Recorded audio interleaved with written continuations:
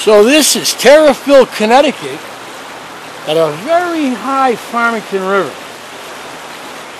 And there's trout and a lot of other fish. Anything that'd be in the Connecticut River is going to be in here.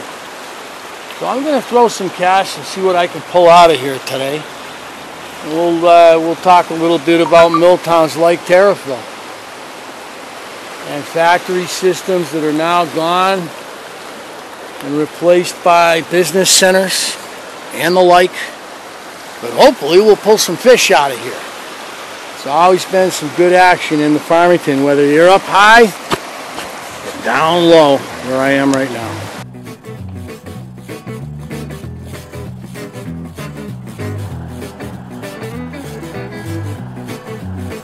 The Farmington River begins its journey to the sea way up in western Massachusetts' Berkshire Hills, the product of two branches filled with beautiful, clear-running mountain streams.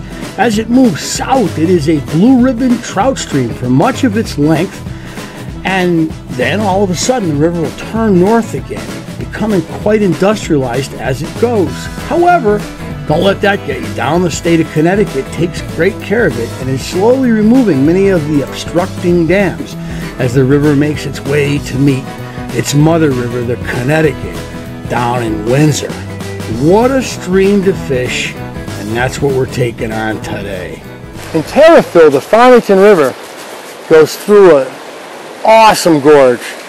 And look at the blooming lilacs right here on this old lilac bush that's literally grown out of the side of that cliff. And lilacs were a 19th century favorite. And I'm looking up top here and I can see an old wall of a road going up, and that was somebody's property there.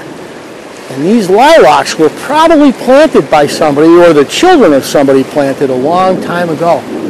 That's pretty spectacular and very cool. And look at those crazy red bell-shaped flowers on the cliff face. Wow. But anyways, with that said, I'm not a botanist, by the way. I just enjoy the natural world. Now I got to get the nymphs untangled. This particular nymph setup likes to get tangled. So I'm running a pink. Actually not a pink. I'm running one of my heavy nymphs. I probably should put a pink back on, because what I'm trying to do is work this little run right here. Turning my back on the cliff. I'm going to come up here. This is kind of a spill pool right here. There's a little pool here.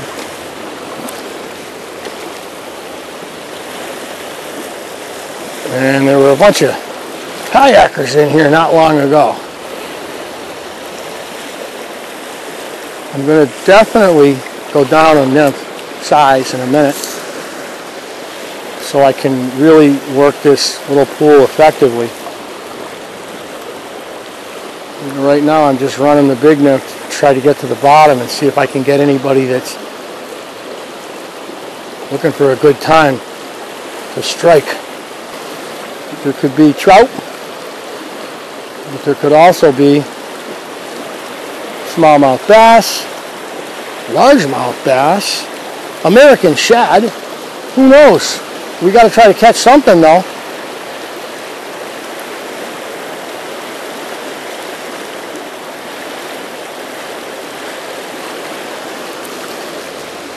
Got a maelstrom in front of us here.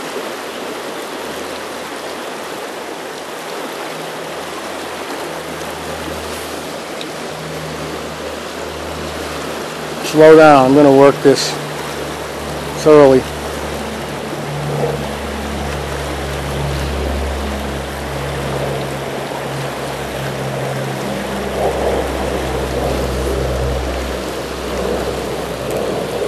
C-130 taking off out of Bradley. Tactical area of command.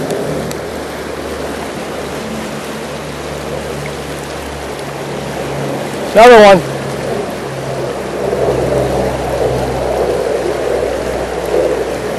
Turboprops.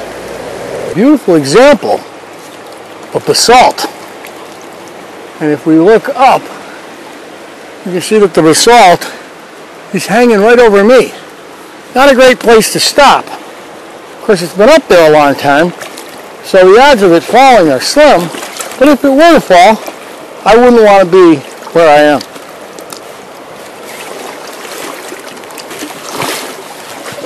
Would be a good place to be, how do you say it? Squashed like a bug. Don't get squashed like a bug if you can help it.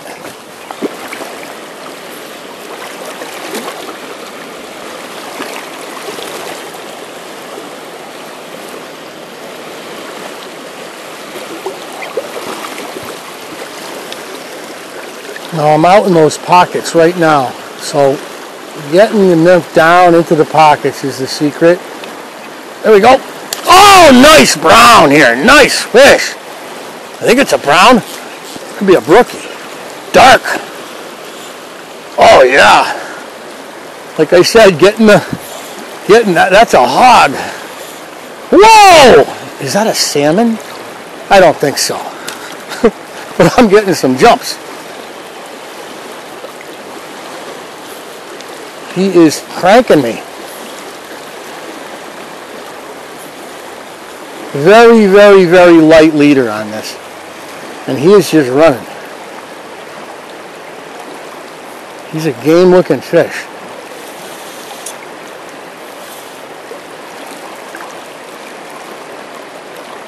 I have never had a trout have his way with me before like this.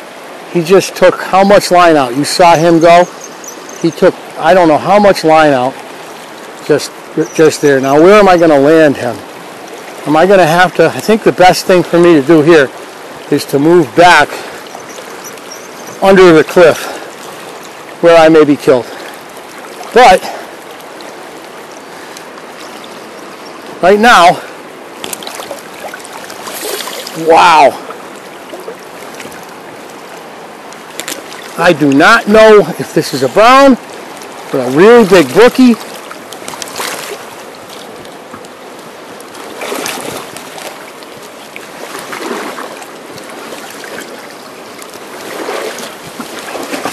So here we are on this plateau right here under the cliff,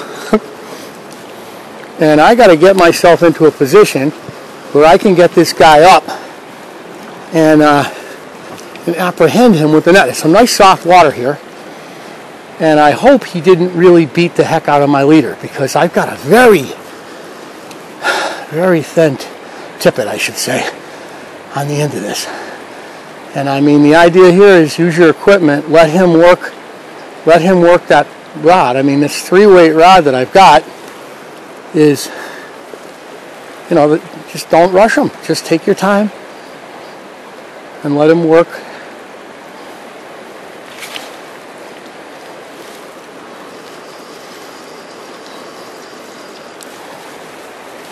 Keep your hand away from that reel too. If he starts going, let him go.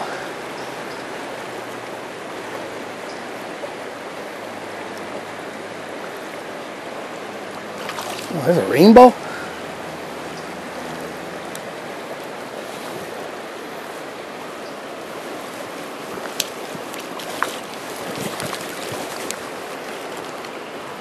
Yeah, he's a rainbow. He's not as big as I thought he was. He took off. What a fight he gave me. Wow. When he initially hit, he hit so hard.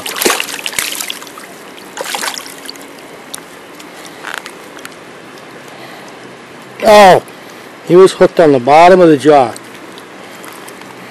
But he's a good. Oh, now he's gone. Good 17. He's right back into the river where he belongs. And he just gave me one heck of a fight. That was one of the best fights I've ever had from a trout. He took off.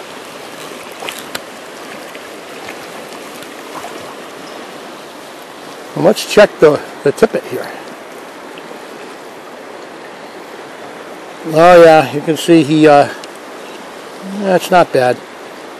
He hit the stonefly, but he got it under the jaw, like he hit it, maybe it was in his mouth and then it wormed its way out, I don't know. I thought that was a much bigger fish when he came out of the water. I gotta check the footage. I wonder if I didn't get doubled and one got off. There we go. Oh, nice, go. Oh, nice, go.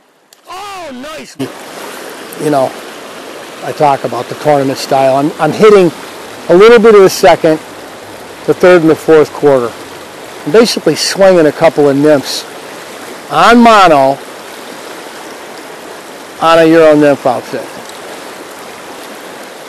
So I'm sitting here fishing Tariffville, and I haven't really talked a lot about Tariffville history. The mill town that it was. Wool. Later on, paper. Those merino sheep need to go somewhere when they get sheared.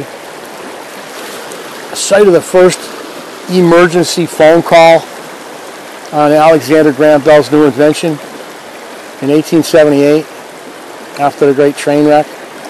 Oh yeah.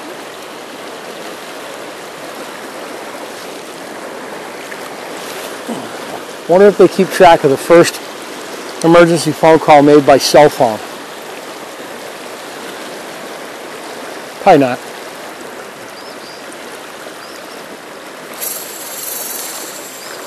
There we go. Just letting it float. And this guy banged it. Oh, did he get off? Nope, he's still on. Oh, did he get off now? Yeah, it got off. I don't know how that happened. Well, that was nice.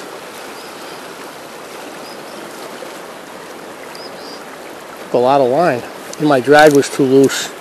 That's got to be why. That last fish, I loosened up the drag too much. Well, now it's too tight. It's a fine line. But they're hitting.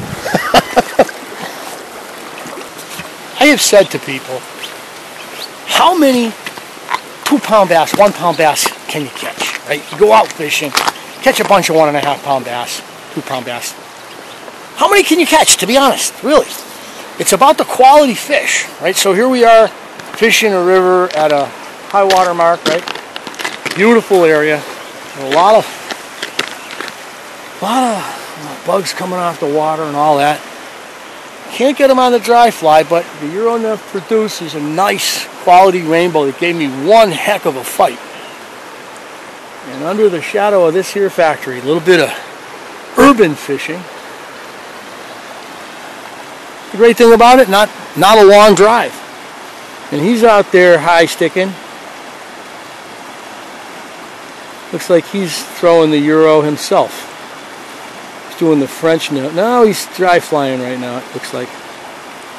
No, he's nymphing. Look at how high his hand is. Another guy that's figured it out. Where he is, it's clear that he's been here before. This is a nice area here, Tariffville, Connecticut, on the Farmington River.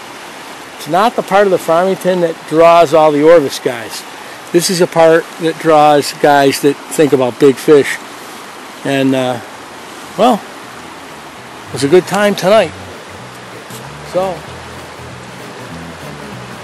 from Tariffville, Connecticut, the home of the first emergency phone call, fishing historic places out. Wait a minute. Like and subscribe. And share.